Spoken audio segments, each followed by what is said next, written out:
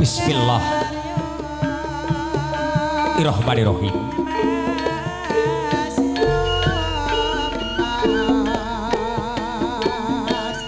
Assalamualaikum warahmatullahi wabarakatuh.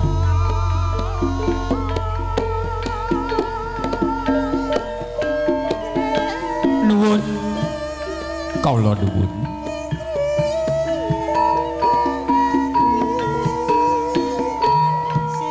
Alhamdulillahirabbil alamin. Wabihi nasta'inu ala umrid dunyawaddin.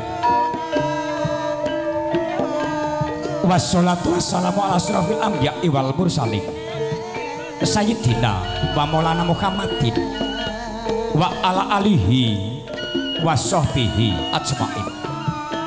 Amma ba'd.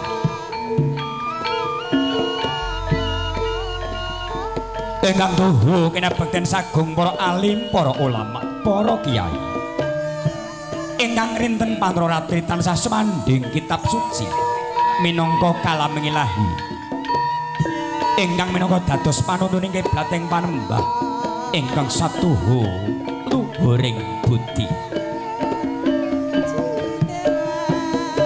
Para pangemban pangembating praja miwah satriyane negari ingkang hamengku jejingadin ingkang minangka dados pandam-pandaming kawula dasih ingkang satuhu kinurmatan sesepuh pinesepuh ajining sepuh ingkang sampun lebda ing tutur kebak ing kawula ingkang tansah pinundi pundi datan katalompen kunjuk kemudian kawula panjenenganipun bapa ibu ingkang nggugati panjenenganipun bapa Mujiono Ibu Jani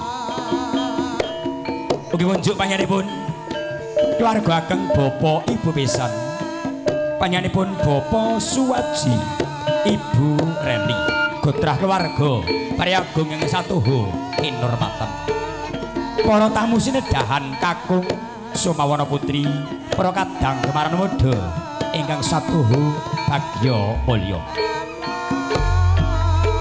jumbuh kalih arum kuncananing bangsa kanthi nambaran agunging dedasar Pancasila saderepun adicara tinar buka semonggo manungga puja hastawa puji hastuti wengersanipun Gusti ingkang murbeng dumadi kanthi kelaraken kalimat tahmid jinaringan ucapan lisan alhamdulillah hirabbil alamin. Sholawat ma'asalam kita aturaken wengersanipun junjungan kita Nabi Agung Muhammad Rasulullah sallallahu alaihi wasallam kanthi karo lisan Allahumma sholli ala sayyidina Muhammad wa ala ali sayyidina Muhammad. Mugi kanthi doa selawat kala wau kula panjenengan handika sami wonten alam donya pikantuk sabatipun langkung benjang wonten alam delahan. Mugi kathah minangka matipun fa insyaallah sakados nyarengan lebet wonten swarganipun Allah amin ya rabbal alamin. Sapertamu kalodhangan dene prasaja panjenenganipun Bapa Mujiono telasan ibu kersa ngene darmani ngasepuh angrakit wujudipun sekar cempaka mulya amiwaha putra silih kusumaning ayu Diayu Putri Mulyani kebareng Jinatu Krama anak Bagus Rahmat Wanto putra Jalu panjenenganipun Bapa Suwaji Ibu Reni.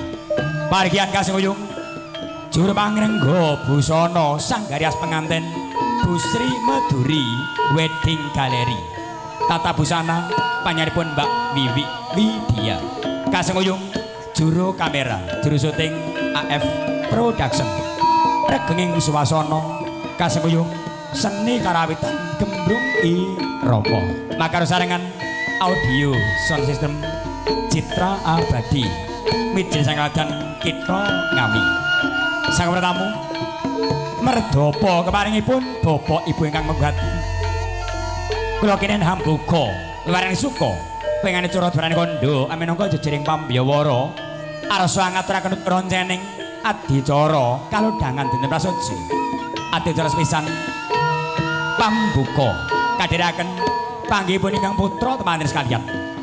Dia mangke cekap panggih harsa kadhiraken adat Widi Widana krobongan jangkep.